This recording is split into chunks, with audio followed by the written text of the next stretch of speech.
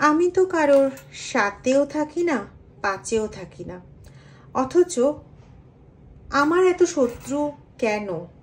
প্রথম ধাক্কায় তো আমরা মানতেই চাই না যে আমাদের কোনো শত্রু থাকতে পারে।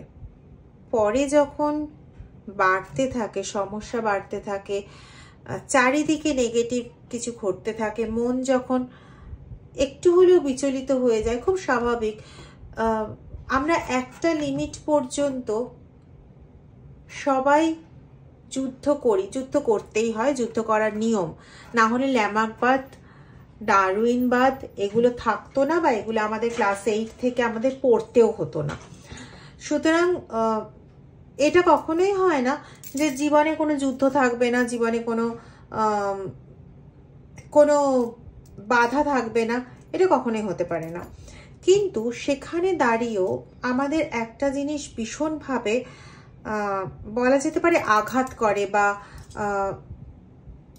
মানে অনেক সময় প্রশ্ন হিসেবে মনে আসে যে আমরা তো কারো কোনো ক্ষতি করছি না, তা সত্ত্বেও আমার এত ক্ষতি কেন করার চেষ্টা হচ্ছে। আর এটা কখন মাথায় আসে? যখন ওই স্বাভাবিক ছন্দের বাধা বিঘ্ন অতিক্রম করতে করতে ক্লান্ত হয়ে গিয়ে দেখি না, এই বাধা তো স্বাভাবিক জীবনের বাধার সঙ্গে পুরোপুরি খাপ খাচ্ছে না।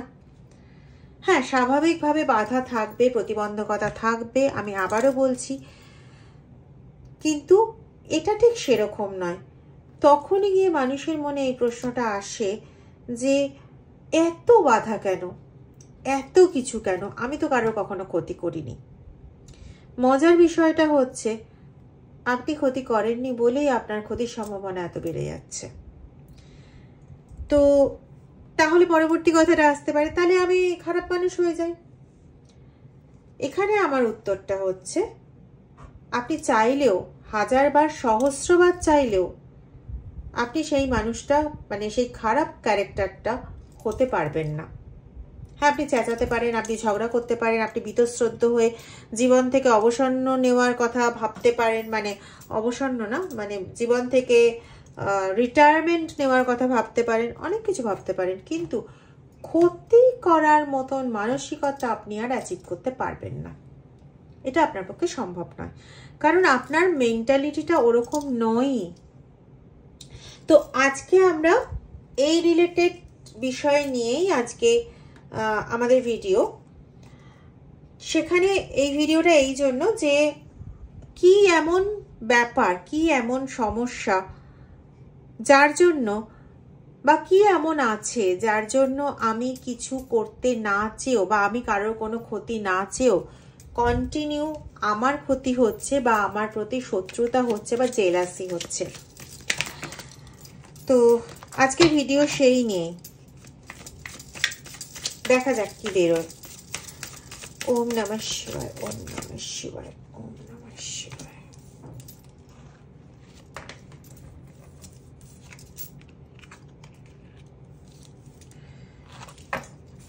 ওয়াও, ওকে। হ্যাঁ, আচ্ছা, আমি হা হা হু হু হ্যাঁ হু করলে তো জিনিসটা রিডিং হবে না। ওয়াও, দেখুন, সবচেয়ে বড় কথা হচ্ছে আপনার রাত্রের ঘুম অন্য কারো রাত্রের ঘুম কেড়ে নিয়েছে, প্রথম কথা। দ্বিতীয় কথা, আপনি পড়াশুনোর ক্ষেত্রে বলুন, কাজের ক্ষেত্রে বলুন, সব সময় না একটা অভিনবত্বের ছোঁয়া রেখেছেন। বিশেষ করে আপনার কর্মক্ষেত্রে, আপনার সম্পর্কের ক্ষেত্রে, এই সমস্ত দিকে আপনি আপনার একটা অভিনবত্বের ছোঁয়া রেখেছেন। বলা যেতে পারে যে আপনার ভেতরের যে এনার্জি, সেটা না একটা হিলারের এনার্জি, একটা এমন একটা পার্সনের এনার্জি, যে পার্সন কোনো কিছুতে দমতে চায় না, বা যে পার্সন কাজ করার জন্য ঠিক কোনো না কোনো একটা ওয়ে খুঁজে নেয়। মানে আপনি বাধা পেলেন কোনো কাজ করতে গিয়ে, আপনি সেখানে থেমে যান না। এমন নয় যে সে বাধাটাকে নিয়ে 10 বার 14 বার ভাবতে থাকেন, বা দিনের পর দিন সেটা নিয়ে ভাবতে থাকেন। এরকম ব্যক্তিত্ব আপনি নন। আপনি কি করেন না, কোনো রকম বাধা পেলেন, কোনো রকম হতাশার মধ্যে পড়লেন, বা কোনো রকম ভাবে কেউ আপনাকে দুটো কটাক্ষ করে কথা বলল, আপনি সেটাকে না মাইন্ডে হোল্ড করেন না, আপনি কমপ্লিটলি সেটাকে ভুলে যেতে চান, এবং যত তাড়াতাড়ি সম্ভব তত তাড়াতাড়ি ভুলে গিয়ে আপনি একটা নতুন জীবনের দিকে, নতুন পদক্ষেপের দিকে এগোন। ঠিক আছে, নতুন পদক্ষেপের দিকে এগোন মানে আবার একটা নতুন রাস্তা তৈরি করার চেষ্টা করেন, যে রাস্তা দিয়ে আপনি আপনার লক্ষ্যে পৌঁছতে পারবেন। আপনি লক্ষ্য থেকে ভ্রমিত হতে চান না। সেখানে লক্ষ্য অ্যাচিভ করতে গিয়ে আপনার সঙ্গে অনেক রকম ঝামেলা, ঝঞ্ঝাট, অনেক কিছু সৃষ্টি করতে চাইলেও আপনি আপনার লক্ষ্য পূরণের উদ্দেশ্যে কিন্তু অটল থাকেন, এবং সেখানে আপনি আপনার জ্ঞান বুদ্ধিকে প্রচণ্ডভাবে কাজে লাগান। ভীষণ সাইলেন্টলি, ভীষণ শান্তভাবে আপনি আপনার কাজগুলোকে এগিয়ে নিয়ে যাওয়ার চেষ্টা করেন।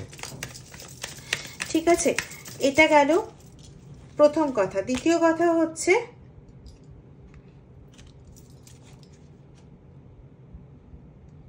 আপনার পেছনে যত রকম ভাবেই আপনাকে ঘায়েল করার চেষ্টা হোক না কেন, you are the trickster. Trickster বলতে আপনাকে ঘায়েল করার চেষ্টা হচ্ছে, আপনি বুঝতে পারছেন যে ও আচ্ছা, ওই পথে গেলে আমাকে ঘায়েল করা হবে। আপনি চেষ্টা করেন কি অন্য আরেকটা পথ বেছে নেওয়ার। এবং সবচেয়ে বড় কথা, আপনি ভীষণ একজন সাইকিক পার্সন। সাইকিক পার্সন বলতে আপনি ঈশ্বরের প্রতি পরম বিশ্বাস রাখেন, এবং আপনার মনের intuition power it's so high, প্রচণ্ড হাই আপনার ইনটিউশন পাওয়ার।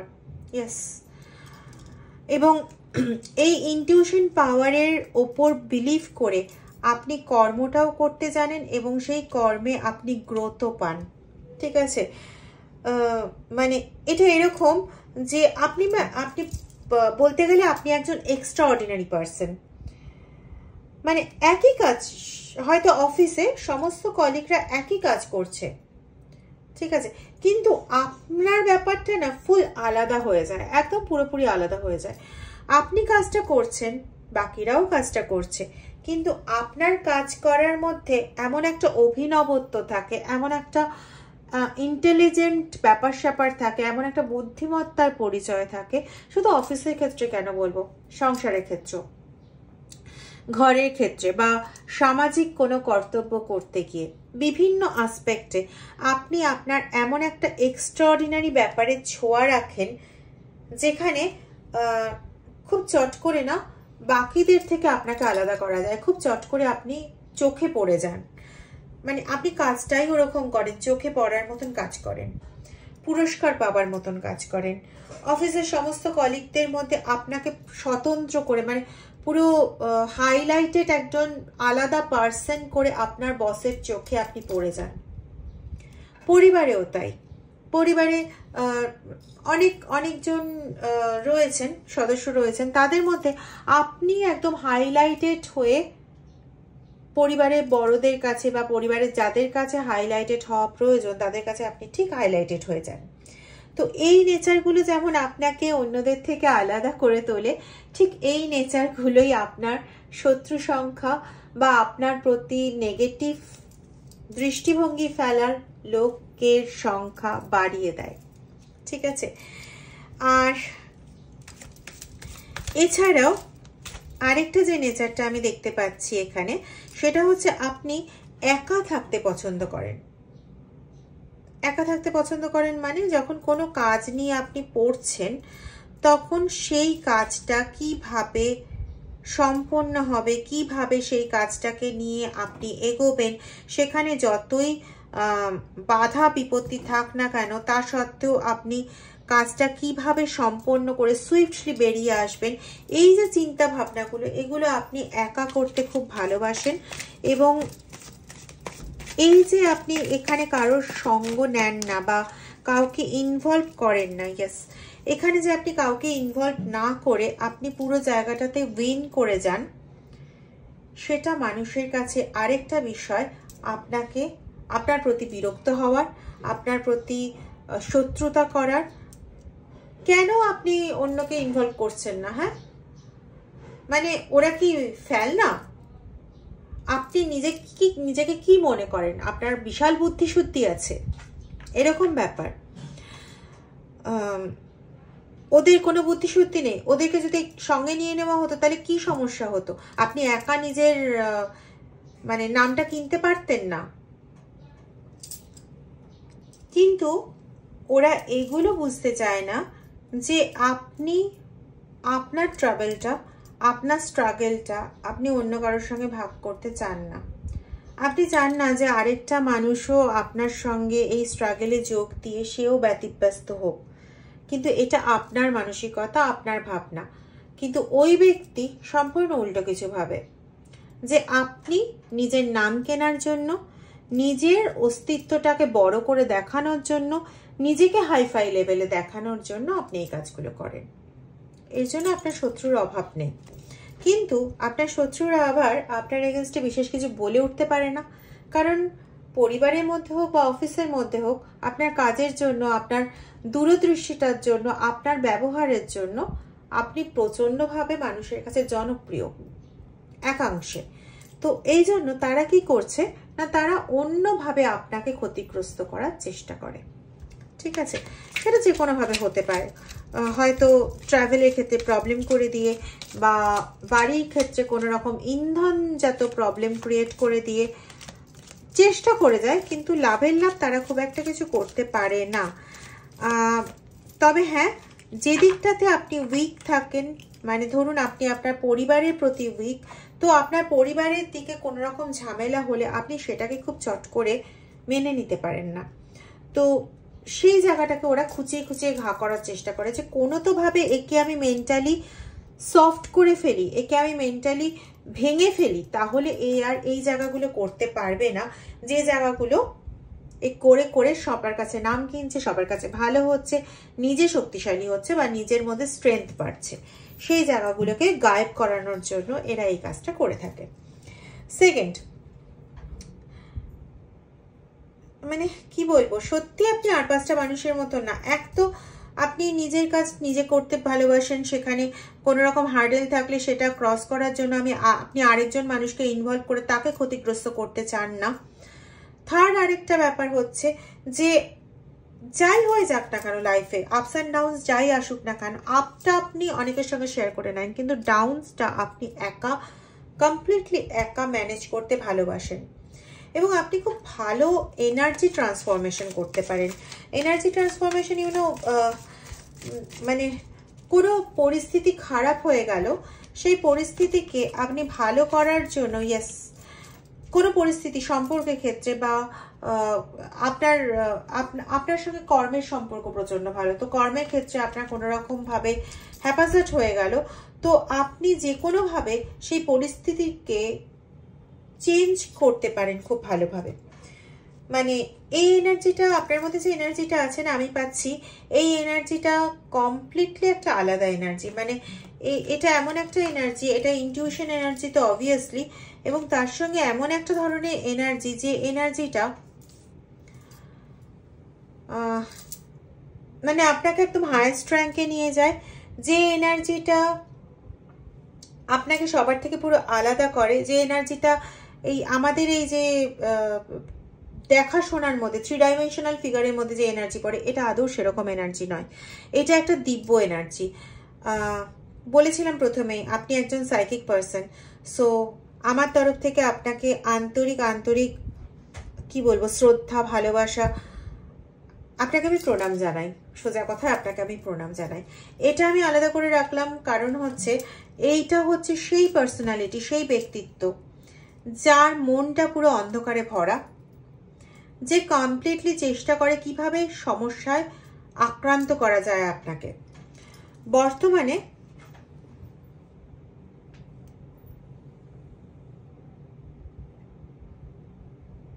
বর্তমানে তারা চেষ্টা তো অনেক চালাচ্ছে, কিন্তু আপনি এমন একজন সাইকিক পার্সন হয়ে বসে আছেন যে এই অন্ধকার থেকে বারবার উঠতে চান, তবুও কোথাও একটা গিয়ে আপনি ভারাক্রান্ত হয়ে পড়ছেন, এবং এখন আপনি কোথাও গিয়ে একটা কোশ্চেনের মুখোমুখি হচ্ছেন যে আমি এত চেষ্টা করছি, তাও আমি উঠে দাঁড়াতে পারছি না। এত চেষ্টা করছি।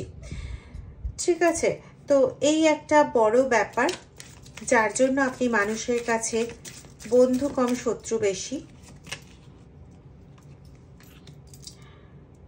একা একা আপনি রাজার মতন দাঁড়িয়ে থাকেন, আপনার পাশে সঙ্গ দেওয়ার মতন একমাত্র প্রকৃতি ছাড়া আপনি কাউকেই পান না। আপনার জিনিসকে কেড়ে নিয়ে যাওয়ার চেষ্টা অনেকেই করে, এবং যারা এই চেষ্টাগুলো করে তারা যে খুব শুভ কাজের মাধ্যমে এই চেষ্টাগুলো করে তা কিন্তু নয়। মানে শুভ কাজের মাধ্যমে বলতে আমি বলতে চাইছি তন্ত্র বা এই জাতীয় কাজের মাধ্যমেই তারা চেষ্টাগুলো করে থাকে। দ্বিতীয়, আপনি একজন হিলার কোয়ালিটির পার্সন। হিলার কোয়ালিটির পার্সন বলতে আপনি কোনো কিছু জিনিসকে, সেটা কোনো সমস্যা, সেটা কোনো আপনার জীবনের সমস্যা, পরিবেশের সমস্যা, পারিপার্শ্বিক সমস্যা, অন্য কোনো মানুষের সমস্যা, বা আপনার পরিবেশের বলতে আমি বলতে চাইলাম হয়তো গাছের ক্ষেত্রে সমস্যা, বা মানে আপনি যে পরিবেশে বিলং করেন সেই পরিবেশের কোনো সমস্যা, এই সমস্ত সমস্যাগুলোকে আপনি খুব তাড়াতাড়ি না হিল করতে পারেন।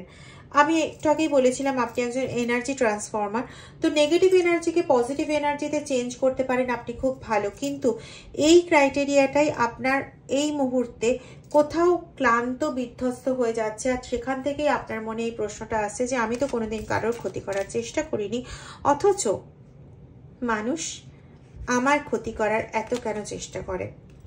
ইয়েস, আপনি এখন মানে একটা বসে পড়ার মতন জায়গায় চলে এসেছেন, ওই মাথায় হাত দিয়ে বসে পড়া না, ওরকম একটা জায়গায় চলে এসেছেন। কিন্তু বারবারই একই কথা বলবো, আপনি আপনার সাহসিকতাকে ধরে রাখুন। আপনার ওপরে ঈশ্বরীয় আশীর্বাদ অত্যন্ত ভালোভাবে রয়েছে, এবং আপনি যে কোনো জায়গায় সাহসিকতার সঙ্গে যেমন এগিয়েছিলেন সেই সাহসিকতাটাকে ফিরিয়ে আনার চেষ্টা করুন। আপনি কর্পূরের রেমেডিটা করতে পারেন, এটা আপনার ক্ষেত্রে সাহসিকতা ফেরত আনবে।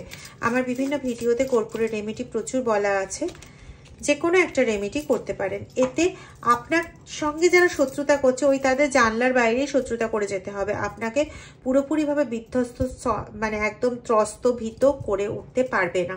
ঠিক আছে, আর যাদের ক্ষেত্রে অবস্থা অত্যন্তভাবে বেগতিক হয়েছে তারা প্লিজ কোনো একটা প্রোটেকশনের ব্যবস্থা করুন, কারণ রিডিংয়ের কার্ড রিডিংয়ের এনার্জি বের করে দেয়। কারণ আপনাদের ক্ষেত্রে মানে যাদের ক্ষেত্রে এরকম অবস্থা হয়েছে যে আর পারছি না, আমার এত ভরসা, এত বিশ্বাস, এত কিছু এবার গিয়ে সত্যিই কম পড়ে যাচ্ছে, এরকম যাদের মনে হচ্ছে প্লিজ তারা কারোর সঙ্গে কন্ট্যাক্ট করুন। কারণ আপনাদের ওপর এখন কিন্তু ডাইনি বিদ্যা বা পৈশাচিক বিদ্যার, যদিও দুটো বিদ্যা আলাদা, এই বিদ্যাগুলো কিন্তু প্রয়োগ করার চেষ্টা হচ্ছে, যার জন্য আপনাদের গ্রোথও পুরো আটকে যাচ্ছে, আপনাদের জাগতিক যা কিছু তাদের হাতের মুঠোয় চলে যাচ্ছে। সো প্লিজ যাকে ঠিক মনে হয়, যার উপর ভরসা করতে পারেন তার কাছে প্লিজ আপনারা যান। যাদের ক্ষেত্রে এই জিনিসটা হচ্ছে যে আমি আর কোনোভাবেই মেকআপ দিতে পারছি না, অনেক চেষ্টা করেছি, অনেক কিছু করেছি, প্রচণ্ডভাবে ক্ষতিগ্রস্ত হয়ে যাচ্ছি, এবং শারীরিকভাবেও দুর্বলতা গ্রাস করছে, শারীরিকভাবেও দুর্বলতা গ্রাস করছে, তারা প্লিজ কারোর সঙ্গে যোগাযোগ করুন। ভালো থাকবেন। ওম নমঃ শিবায়।